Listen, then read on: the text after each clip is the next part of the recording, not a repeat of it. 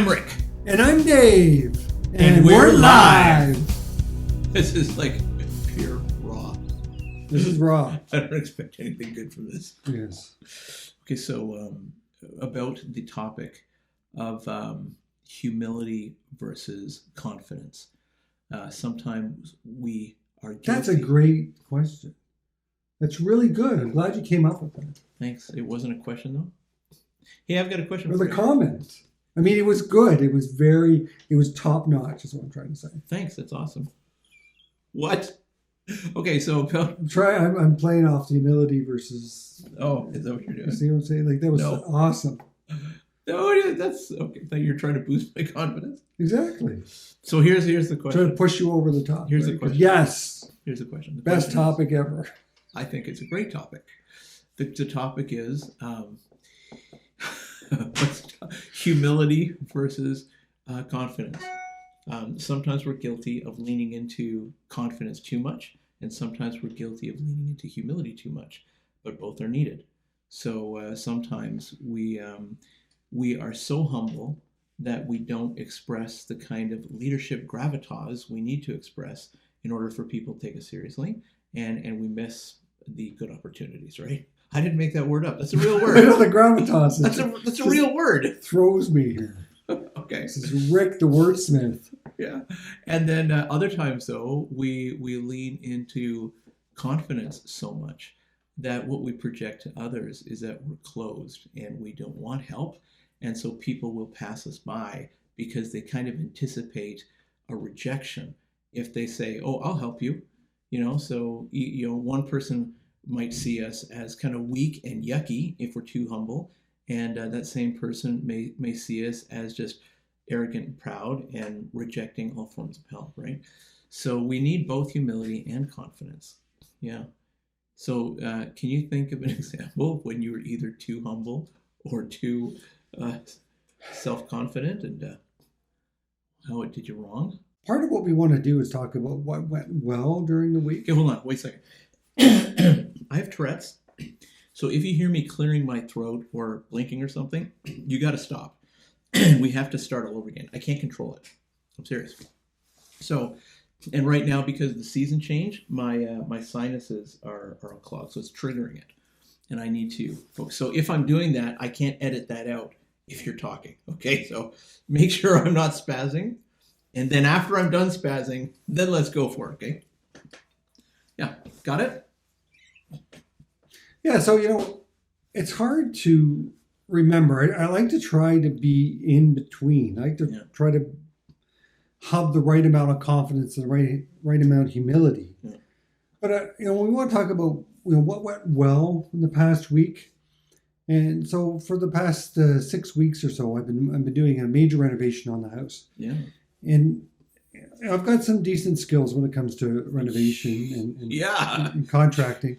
You can build a house with toothpicks. You're like the ultimate MacGyver.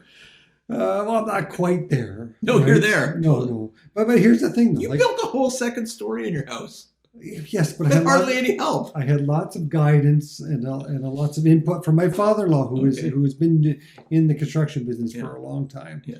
But just getting back to the confidence part of it, like at times when I'm working on something and I'm like, I'm pretty sure I know how to do this. So I got to lean into my confidence to make sure, just to push forward. Yeah. Because if I didn't, I'd be kind of paralyzed with the lack of confidence. I can't really do this. It's going to look terrible if I keep doing it the way I'm doing it. Yeah. But I got to lean into it. Yeah. So the right amount of confidence is definitely necessary. Okay, but negatively, I saw your wife posting all the pictures of your progress, and I wanted to reach out and say, hey, I'll be there to help you, but I anticipated a note of rejection. Why might you have rejected me if I said, hey... might I have rejected you? I'm like, I think this dude is going to reject me. He's exuding so much confidence that I could come and do your drywalling. Oh, okay. Well, here's the thing. For those of you who don't really know Rick and I, like he's about 1.5 foot shorter than me. So to actually be able to do the work, I'd have to reject him on size alone.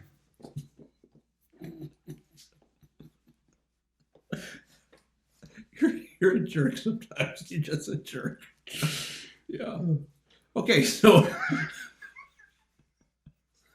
maybe I was a little bit too humble in that scenario, and in humility, I didn't reach out to you and say, "Hey, would you like some help?" Because I got mad skills.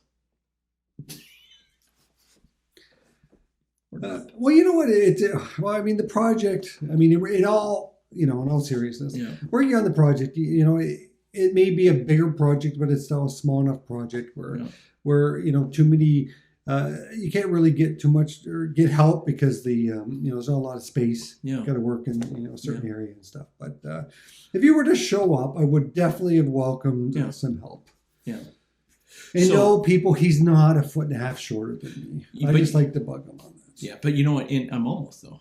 I'm almost in humility though. I recognize my limitation, and I'm like, nah, he doesn't need my help at all because I can't even finish my own basement, and you're building a second floor in your house. So I wasn't going to say, oh yeah. Okay, so what did we learn from this past experience? What went good? What went good? Well, just if I didn't lean into the confidence, then I wouldn't have gone as far as I've gotten with this. Yeah, that's awesome. Yeah. But the humility part, it's interesting because... Oh, wait, what went good for humility with me?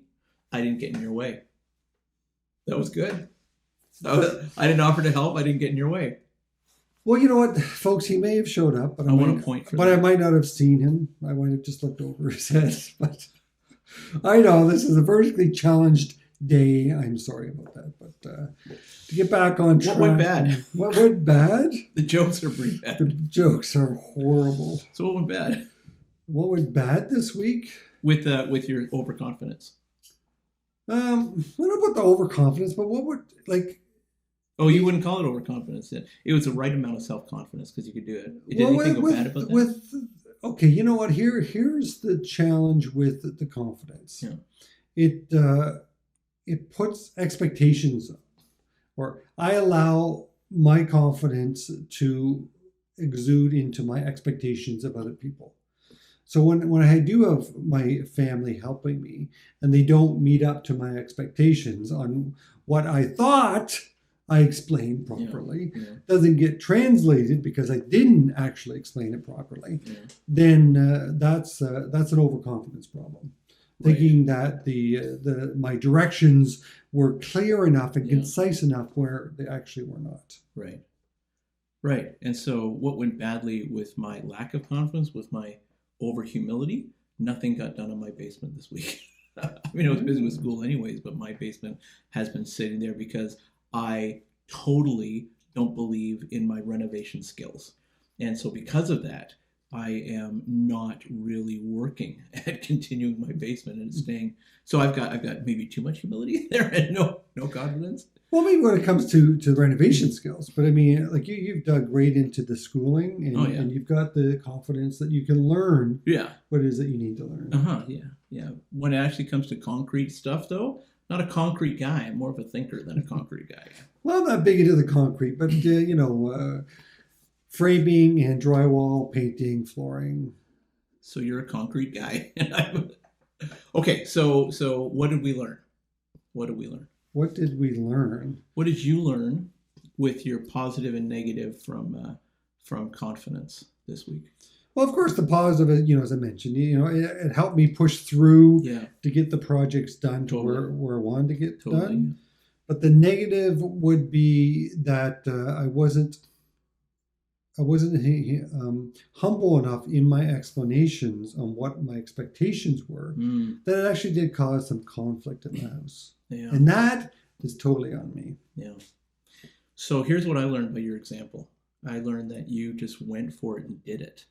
And because I'm not confident in my abilities in renovating my basement, that's largely why it's just stuck like this.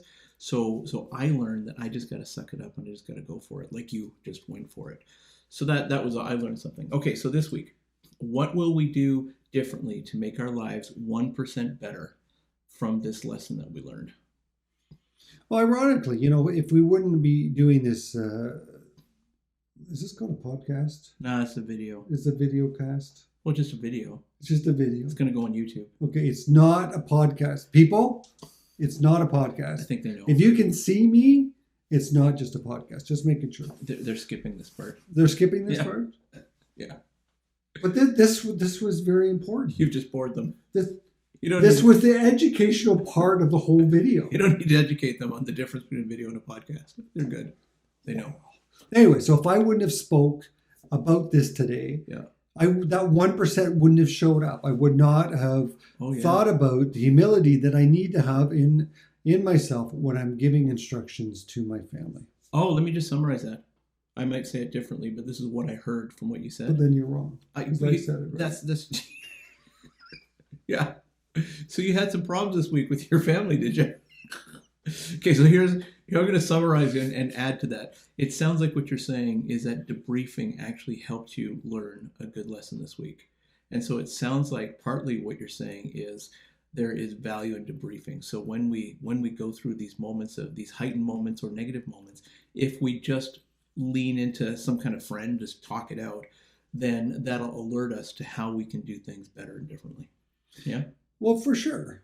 And I think one of the things we got to consider is that when we are talking to friends or people that are close to us, that we try to open up a little bit and talk about life. Oh, yeah, that's good. Yeah, perfect. Because if you just talk about the superficial stuff, then you can't grow. So you're the men's leader at your church, right? At Promise? That's correct, yes. Do you do this with the guys there? Do you encourage them to talk to each other and yes, that when the relationship gets to the level that, and remember, the main purpose of us getting together is to talk to each other. Yeah. And we don't worry about the superficial stuff of the weather and the sports. We actually are able and are willing to talk about our feelings. That's awesome. That's good. Did I just say that? Yeah. Men talking about their feelings? You did. It made me a little uncomfortable. Actually, I kind of wanted to move my chair away from you. Yeah. Just in that moment, I wanted to just kind of go off screen and you talk about your feelings. I'm good. I'm good over here. I don't even know how to identify some of my feelings. What's the word for that thing that I'm feeling? I don't know. Guys have feelings? I don't know. Yeah, so that's good. I'm going to say ditto. I think that was such a good lesson. Ditto, yeah. So in moments of weakness or moments of victory, in both scenarios, it's important to debrief with just some friends around you because when we do, it teaches us valuable lessons that we would have missed had we not slowed down and taken the chance to lean into some relationships and just be a little bit more reflective for a week. It gives us a chance to, it's almost like self-coaching or friend coaching. Our friends, without knowing it, they become our coaches and we get stronger together and we're coaching each other and debriefing together. So it's awesome. All right. So 1% better this week. Debrief with a friend and stop doing the short jokes because the shorties around you just simply get tired of them and kind of bored of them. That's right. It means your temper's a little short too. Okay then. We will talk to you next time. Bye. Oh, we're recording this whole time? Yeah.